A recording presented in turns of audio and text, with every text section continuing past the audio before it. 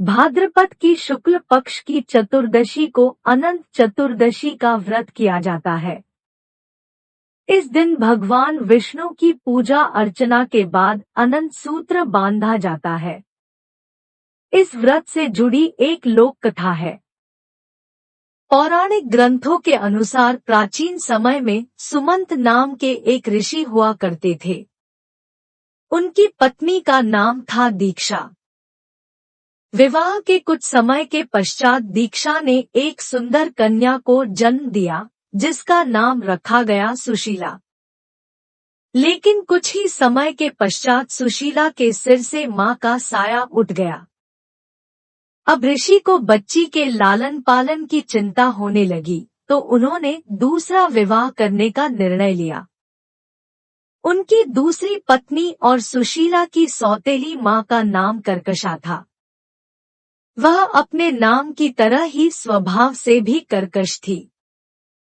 जैसे तैसे प्रभु कृपा से सुशीला बड़ी होने लगी और वह दिन भी आया जब ऋषि सुमंत को उसके विवाह की चिंता सताने लगी।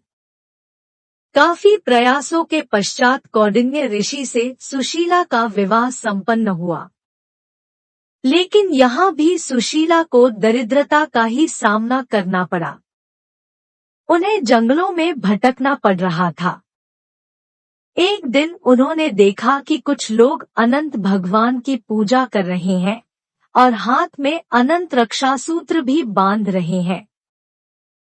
सुशीला ने उनसे अनंत भगवान के व्रत के महत्व को जानकर पूजा का विधि विधान पूछा और उसका पालन करते हुए अनंत रक्षा सूत्र अपनी कलाई पर भी बांध लिया।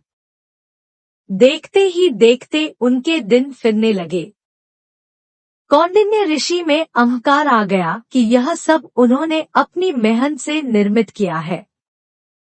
काफी हद तक सही भी था, प्रयास तो बहुत किया था। अगले ही वर्ष ठीक अनंत चतुर्दशी की बात है। सुशीला अनंत भगवान का शुक्रिया कर उनकी पूजा आराधना कर अनंत रक्षा सूत्र को बांध कर घर लौटी तो कौंडिन्य को उसके हाथ में बंधा हुआ अनंत धागा दिखाई दिया और उसके बारे में पूछा। सुशीला ने खुशी खुशी बताया कि अनंत भगवान की आराधना कर यह रक्षा सूत्र बंधवाया है। इसके पश्चात ही हमारे दिन बदले हैं।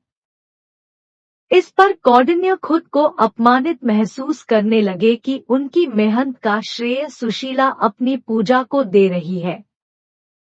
उन्होंने उस धागे को उतरवा दिया।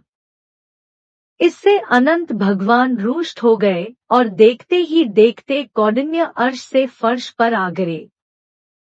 तब एक विद्वान ऋषि ने उन्हें उनके किए का एहसास करवाया और कौंडिन्य को अपने कृत्य का पश्चाताप करने को कहा।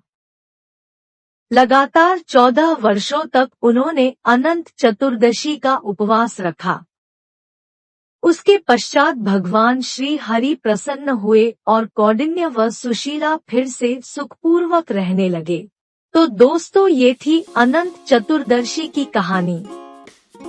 आपको यह कहानी कैसी लगी कमेंट बॉक्स में जरूर लिखिएगा। साथ ही चैनल को सब्सक्राइब करके बेल आइकन प्रेस करना मत भूलिएगा, ताकि आगे आने वाली सभी वीडियोस आपके पास सबसे पहले पहुंचे। धन्यवाद।